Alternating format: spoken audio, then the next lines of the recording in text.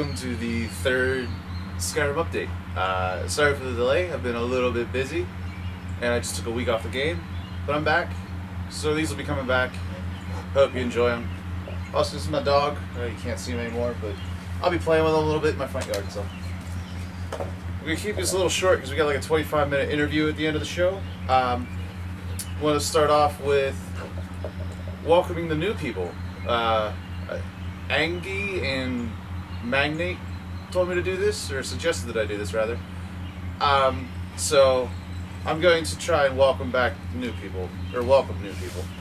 So new members, we have Iger, Helsine, Kelder, Overlord Xenu, Spookala, Talon, Dante339, Mick, McGavin, Rose Kitten, June, Alva Wolf, Galexia Rosethorn, Wagner, Sprondontical, Ren, Toxic Ghost, Tyr Axebreaker, Kel Stormseeker, Commonius, Techmatic, Medwin, Vorian the Viper, and there's others that have come to the community and I just didn't write them down.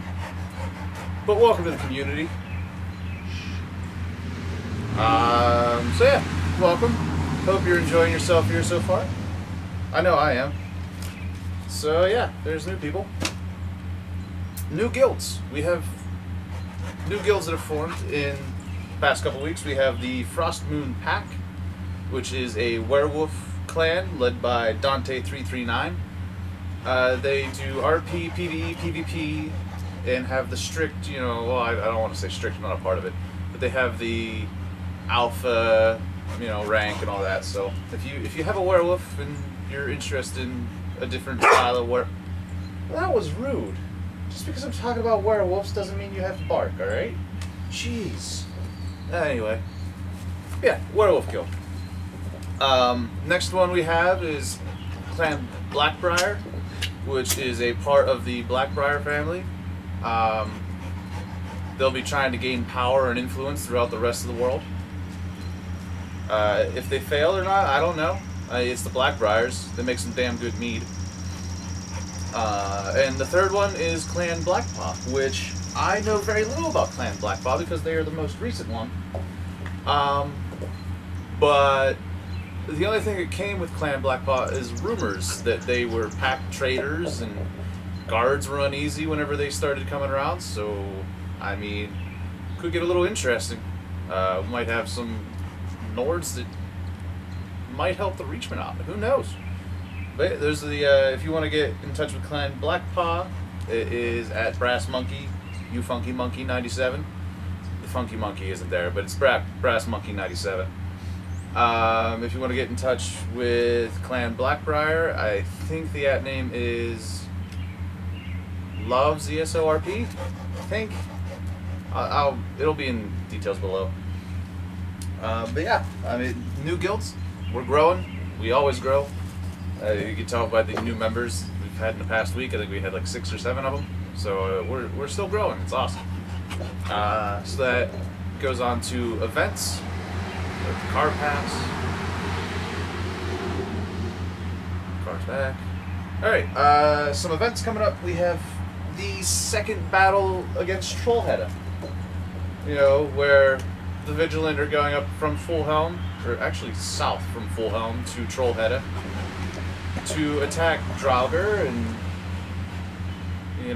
mercenaries and cultists and liches, and it's bad in Trollhetta.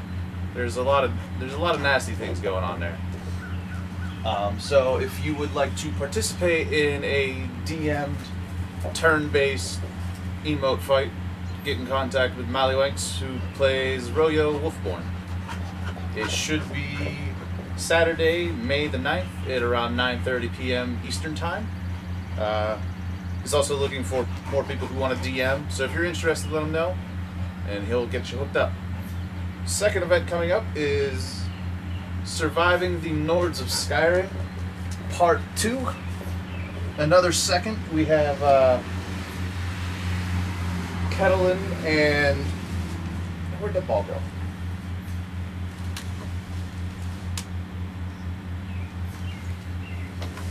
Where'd it go? Oh, right underneath the middle. Okay. Sorry about that. My dog was just yelling crazily at me. Second event in the Surviving the Nords of Skyrim little event plotline they're going on about, where they teach you how to survive with the Nords and their culture. Basically, you learn Nordic culture for your character by going to these, and this one is going to be fishing and hunting. So if you would like to participate, you are told to bring a hunting bow and an arrow, at least one. You know, if you're good, bring one. If you're not good, bring a couple. And also a fishing pole. It will be at Thane Jeggy's Drinking Hole, and that is May the 14th at around 8 p.m. Eastern Time.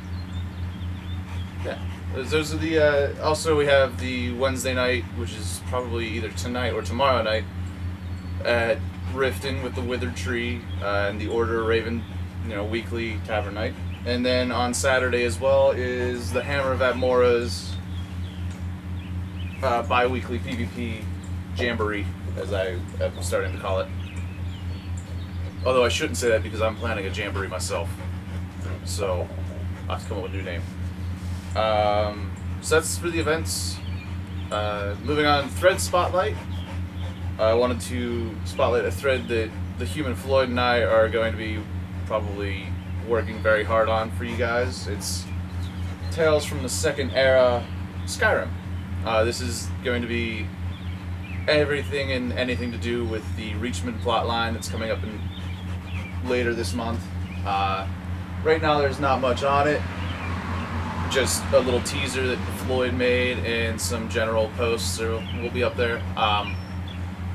There is a meeting on Monday the 11th at 9 p.m. Eastern for guild leaders and seconds to talk about the upcoming plot and how they'd like to participate. So if you are a guild leader or a second, get in contact with the thread. It's on CoS, and that way you can get to voice what you want to do for the plotline, whether it's attack the Reachman, play a Reachman, help the Reachman conquer Skyrim, whatever you want to try to do. It's all there. You can learn about the plotline and incorporate your guild into it. So, also, if you're not a guild leader or, a second, we'll make that information public so it's not like a secluded thing. It's a public plotline. If you wish to participate, just look at the thread and, post away. That's about it for this. Coming up, I have like a 25-minute interview with Thomas Elisar and Hieronymus Maximus, who play Imperials for the Reeman's Dream Guild. Imperials, man, they like to talk. I should have known this whenever I said, hey, let's do like a dual interview where you talk about stuff for like 5 minutes and then go on about your guild. It lasts a little longer than that, but it was fun. We had a good time. I got to learn some interesting backstory about the guild, so without much further ado, Thomas Elisar, Hieronymus Maximus, and me being the interviewer. See you in a bit.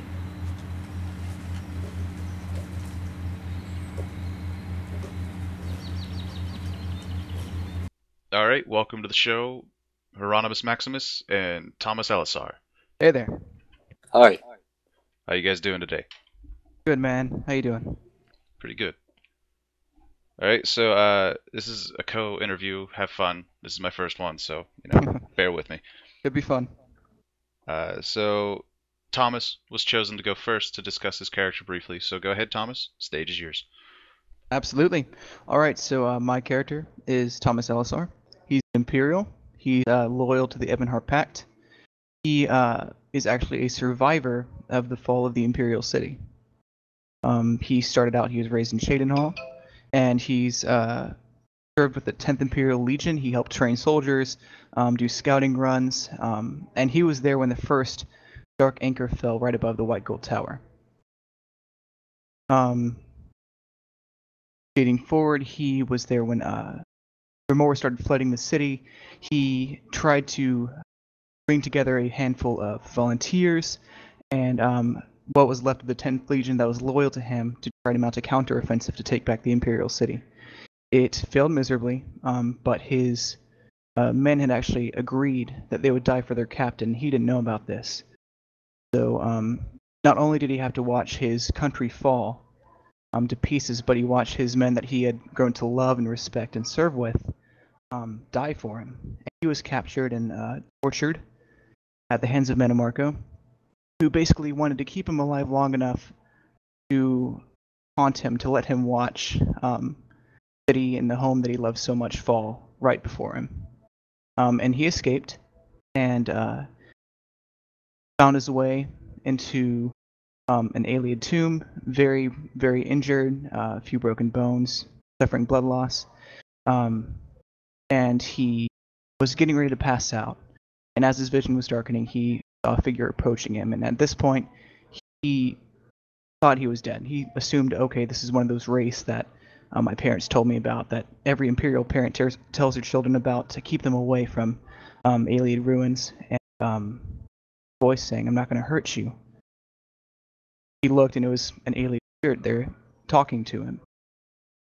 Ayleid called himself Erudraith, and basically told him that he was going to give him a part of himself, that he would live to see the end of an era, but he never said which one. So he passed out to a flash of light. When he woke up, he found his wounds bandaged, his arm was in a sling. He hobbled his way and did, over a very long journey, border of Morrowind, and he crossed it, wandered around Pact territory for a long time before he found some people that he called friends, because Imperials were not well liked, and they still aren't in Tamriel for good reason. Fast forwarding several months, he was in Morrowind, and he saw a Dummer chained to the wall of Iliath Temple. Like, this isn't right. Don't like watching people just get tortured and having the right stripped from them. So he was going to free him, and he actually ran into two heavily armored Imperials, Hieronymus Maximus and Fervira Arana. And I'll let Max pick up from there. Hi, how's it going? I'm Hieronymus Maximus, or Big Papa K8 in game. Essentially, I don't have near of an interesting story as Thomas, but don't say that. It's a little lighthearted, isn't it? Max's story is a little lighthearted, but I would say just essentially he's just your average working Joe. He rose through the ranks in the Legion. He's from Skingrad originally, thoroughly Colovian through and through, which makes him somewhat different from Thomas in two different approaches to Imperial thought. During the First and Second Era, a lot of the Empire was not consolidated culturally. People still remembered the independence of the Colovian estates during the tail end of the First Era and the beginning of the Second Era. And there's amazing cultural differences between the two, and that's why Imperials often come off as both military-minded and sharp of tongue, and natural salesmen and politicians. It's two strengths combined into one, and eventually the Empire was able to reconcile. But Max is from the other part of the country. He's from the West Weald, which is where Skingrad is located, along the Gold Road, heading east-west to the Imperial City and ending in Anvil at the extreme southwestern corner of Cyrodiil. Unfortunately, Colovia is not in ESO yet, but it was always my favorite city in Oblivion, so I put that as the city for where Maximus was from, because I've always just enjoyed Colovian lore in general. They're very pragmatic people, and Max is a very simple man.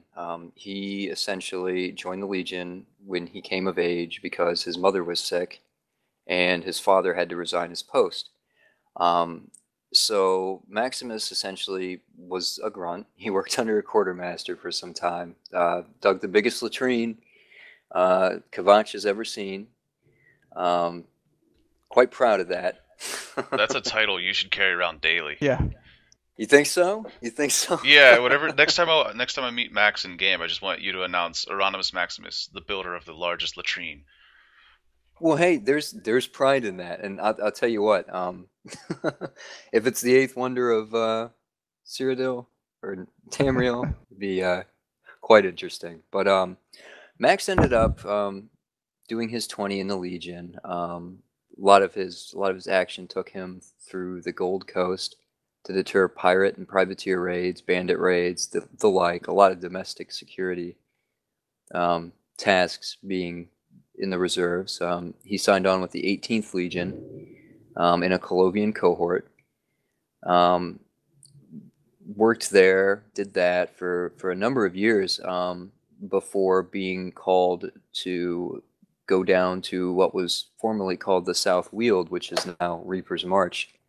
It's North Valenwood, and also a part of Elsewhere, where the city of Dune is at.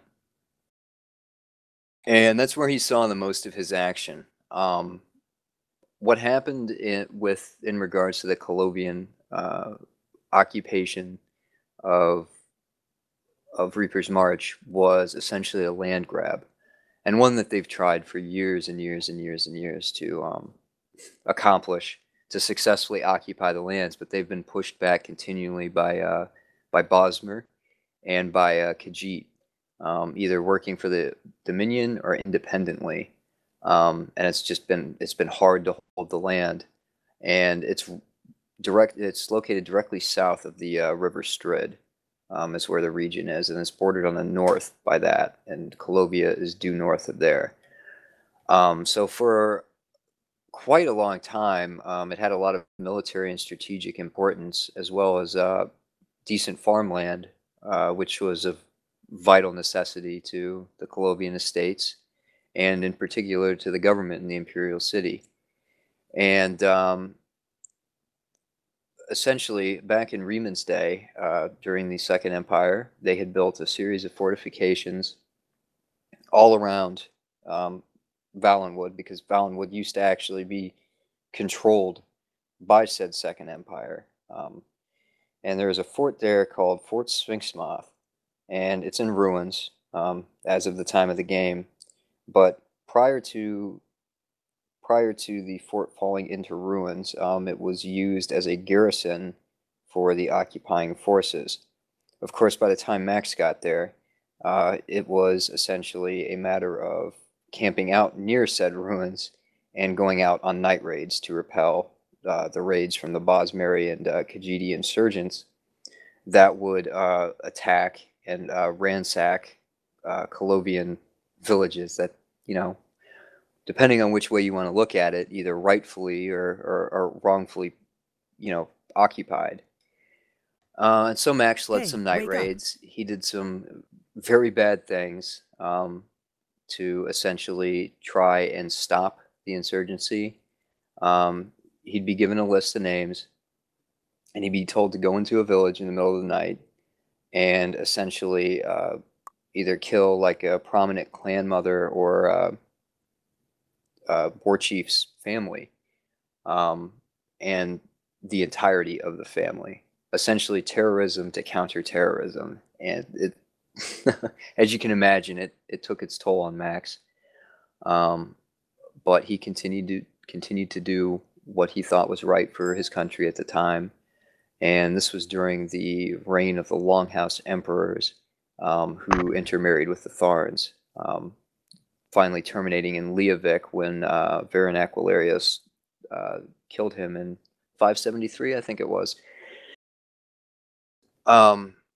Essentially, he did his 20 in the Legion, got his pay, thankfully, and took off from there. Did 7 years in Bravel for the City Guard, before eventually deciding to try and retire in Falkreath. And he was in Falkreath when he received word that the anchors had dropped and that his nephews and brother and sister had been killed by the Worm Cult and by loyalist forces in Cheydinhal. And as a result of that, he signed on with the Pact and met Thomas over said Ashlander while he was on leave to the Pact military. All right. Well, before we discuss Thomas walking in and marching up on a group of heavily armed Imperials, I want to get back because I didn't hear Thomas say why his character joined the Legion. Yeah, absolutely. Okay, so when Thomas was about 19, he was still living in Shadenhall with his family. His family was not rich, but they were far from poor. They were comfortable.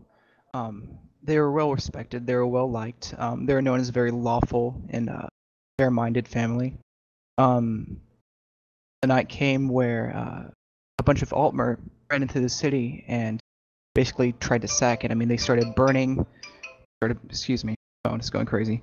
They started burning the city, killing people left and right, and among those casualties were the people of Thomas's family. So those would be the first. Thomas would kill his first 5 people that night, and was out of Shadenhall by the time the Legion actually arrived the following morning and completely retook the city. He spent the next couple years as a ranger in Cyrodiil trying to intervene where he saw like bandit strikes or raids or anything like that, essentially trying to prevent somebody else from experiencing the type of pain that he felt. And one day he was intervening, trying to stop a bandit raid on a small merchant caravan, and a Imperial legate from the 10th Legion saw him. So he had ordered his men to go and dispatch the bandits, and he approached Thomas, basically offering him a place in the Legion. And Thomas, finally seeing purpose, signed on without hesitation. And so he trained in the Imperial City, and he was well liked by superiors, and quickly rose to the rank of captain within a few years. And yeah. All right, so that's the reason why, huh? Yeah. He has always wanted to serve something that was greater than himself. With the Legion, he had a purpose, an actual banner, and it gave him a lot of joy and fulfillment to be able to serve his homeland. All right, well, I'm going to set the scene here again. We got Thomas rolling up on a Dunmer attached to a pole, and then we got Euronymous Maximus and Rana chilling out in heavy armor. What happened? Well, we tried to free the guy. Essentially, Rana and Maximus had been waiting around for about an hour, trying to procure alternative sentencing for said prisoner, not knowing of his importance at the time.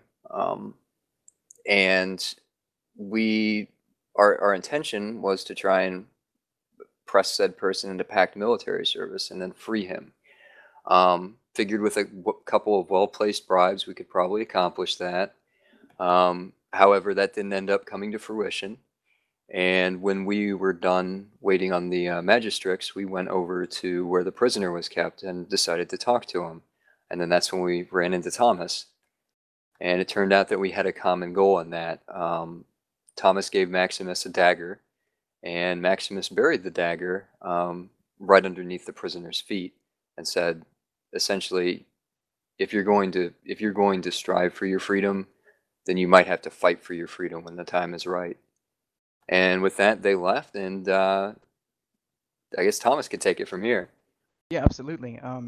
So Thomas is standing right in front of this prisoner when he turned around and saw the two and he was essentially like to Maximus, "What legion are you from?" Because every time that he saw an Imperial in packed territory, he actually would get rather excited, but he would also become rather distressed because of the high number of worm cult loyalists that were apparently in packed territory, or they would come, but then they would quickly defect to the Daggerfall Covenant. So he was quickly trying to befriend these two Imperials if they were worth befriending. They introduced themselves. Max told him that they were both from the 10th Imperial, or excuse me, 18th Legion? The 18th Legion, yes. Yeah. And so Thomas was like, "Oh my goodness, people from the Legion who want to serve the Pact. This is amazing." So after they left the prisoner with the dagger, they traveled north to the Rift, and Thomas essentially tried to get the two to join him, get something moving, because he saw a great need in the Ebonheart Pact for basically a place where Imperials could come and find protection and fellowship. and that was completely absent up to that point. Anything you want to add, Max? I say no, that about covers it. Yeah. That was actually our first time meeting the Vigilant officially. Yeah. Thomas actually introduced you guys to the Vigilant, and that was actually where we got started. We weren't even Raymond's Dream to begin with. Not at all. I would say it might be one of the first times you guys might have mentioned the name Raymond's Dream. Yeah, it was actually. You want to talk about the name a little bit in itself? Absolutely. So Raymond's Dream is actually took inspiration from that from a poem or a song that's actually in Imperial lore. And basically, Raymond Cyrodiil dreamed of a peaceful empire, united empire. Basically, Cyrodiil made home again. And during this time of the game, Second Era 582, some Imperial, it never says who, wrote a song basically lamenting the state, the destitute state that Cyrodiil was in. And I have the poem right here. And this is actually what Thomas recited to Max and Rana when he was trying to convince them to join. Because this is something that Thomas holds very close to his heart. And it's called Red Diamond Golden Hill. A broken land limps down untread path, dawn's light has fled the hill. I've lost my heart, I've lost my way, but Raymond's dream stirs still. Usurpers' boots tread, the tower's halls, the diamond's gleam grows dim. I'd pay in gold, I'd pay in blood, for it to rise again. Our destiny awaits to be restored, it lies within our sight. I'll raise my head, I'll raise my sword, to reclaim our birthright. That was actually what he told Rana and Maximus when he was saying, guys, you gotta stand with me here. This gives me hope for our homeland. And that's when he actually coined the phrase Raymond's Dream stirs still to Max and Rana. They're like, you know what, we need to get something going here. What should we call ourselves? Thomas was like, you know, well, why not Raymond's Dream? We're the reason that it's enduring right now. Got anything, Max? And I was going to say that actually, if you think about it, you can kind of look as the Pact as sort of a proto-empire in the making, right? They've got the right motives, the right attitude in defending the sovereignty of their lands, and most importantly, the history to back any claims to the Ruby Throne. Yoren doesn't seek the Ruby Throne, like Emmerich. The Covenant is very much a political alliance made from personal machinations and the desire for Breton supremacy, and I would like to think that any true Imperial would see that for what it was. Just because someone's kingdom is the progeny of Alessian doctrine doesn't mean that they are heirs to the Ruby Throne. The desire for personal gain and power should be apparent to those who observe the Thorns and Aquilarius's blunderings. In regards to that, of course, the Aldmeri Dominion is diametrically opposed to any restoration of an empire ruled by men, and I think that Skyrim is the staunchest ally in promoting that. I know that Emmerich talks a good game, and says that they want to restore Raymond's Second Empire, but they're very much the products of Alessian doctrine and very much manipulative to the point of losing sight of the whole point of peaceful coexistence. I wouldn't really call economic subjugation or military subjugation a guiding principle of said dreams. So I think that's why it makes the Pact a pretty ideal place for Raymond's Dream and for Imperials that are looking to restore their homeland, for the very reason that the Pact is autonomic defensive agreement.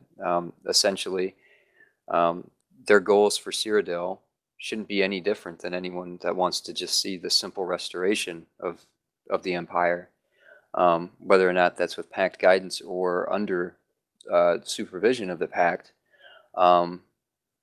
I think that it would be a much better alternative than the others, considering the sheer amount of claimants and other interested parties in seeing the Ruby Throne have their own seated on it. Absolutely, and I would also wager that, or suggest that there's a more humble nature to the Ebonheart Pact in comparison with the other two alliances. You have the Aldmeri Dominion, who, whether or not they want to openly admit it, they totally are for Elven supremacy. Then you have the Daggerfall Covenant. They want power. They want Breton supremacy. And when you look at the Ebonheart Pact, it's a defensive agreement, like what Max said. Yorin the Skull King does not want the Ruby Throne. He does not want to survive and endure. They want themselves to exist and survive as they are. And like Max said, I think any Imperial who wants to see their homeland restored without further subjugation, tragedy, would see this, that they could be restored and remain as they are without being forced to adopt these new crazy doctrines. Yeah, the Pact is pretty much fully an alliance born out of necessity. And that's how the Empire started, funnily enough, you know? Yeah. Okay, so on to the last thing. Why should any long-winded Imperial fight for the Pact? That's a good question. Absolutely. I think that they should fight for the Pact because the Pact is probably the most diplomatic route to take. And if they value themselves sharp of tongue and nimble of wit, or possessing an ability or skill that they can put to use in the Three Banners War, then by all means, the Pact is the place. In regards to that, you have, of course, the proximity to Cyrodiil. You have important strategic positions that probably hold up better than landing troops from the other Alliance territories. You have the simple matter of the independent nature of said nations within the Pact, which is kind of something that an Imperial can look at and say, so that's what would happen if Cyrodiil fell under the Pact. Strength through adversity, strength through diversity, and even though there is a painful history there, they're strong together, and they're strong together because they've been warring each other for years and years and years and years. And they're like essentially a collaboration of, kids that used to pick on each other in the playground, deciding to band together to essentially beat up on other kids. And I think that's something to admire. That's something to respect. Absolutely. And I would also, again, say that the Ebonheart Pact is easily the Empire's best hope, because it's a faction out of need. It is established out of need. And I think that is the faction that Empire needs, that Cyrodiil needs to feel it. There's no under-the-table interest here. It's three factions trying to survive this war, trying to survive the worm cult's work on the world. All right, well, we've come towards the end here, so I will open up to Thomas first. If you have any final thoughts, anything you want to say? Yeah, absolutely. So, any Imperials out there in the Ebonheart Pact, there is hope. You're not alone. You have a place. You have fellowship with us. Raymond's Stream definitely still stirs. If you're looking for a good PvP group or a good RP group, send Maximus or I tell. I am Crimson Thomas. My character is Thomas Elisar. And I'm Big Papa K8 at Big Papa K8 or Hieronymus Maximus, whatever you want to call me. Whatever I want to call you? Well, I'm not too sure about that. Yes, whatever. Hey, the leader said I like whatever, the way you call me Big Papa, though. All right. Do you have anything else you want to add there, Papa Kate? Hey, no, I'm good. Thomas said what I was going to say. Always a good time for a self plug. Absolutely. All right, guys. Thanks for joining, and I'll see you. Thank you for having us. Absolutely, hey, thank you, man. Nick. No problem. Take care. Likewise. Welcome back, those of you that made it through all 25 minutes of that. Did you learn some cool things? I know I did. So yeah, that's the end of the show for this week. Maybe the next week. I don't know. I still have yet to figure out a time frame and how I want to do this. Yeah, that's that. I hope you enjoyed it. I'll be seeing you around. I'm sure of it. Still looking for people to do those little intro videos. You know, Telger's actually might be working on a machinima, which would be awesome for our intro. You know, and get the actual community involved in it. So keep an eye out for that. There is a thread on there on the site, I believe, if you're interested. Yeah, I'll see y'all later. Have a good one.